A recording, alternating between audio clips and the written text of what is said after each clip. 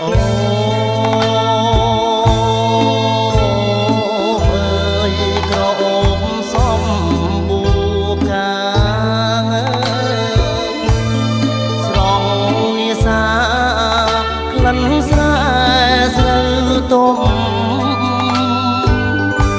ខ្យល់រំភើយលហើយរស់រ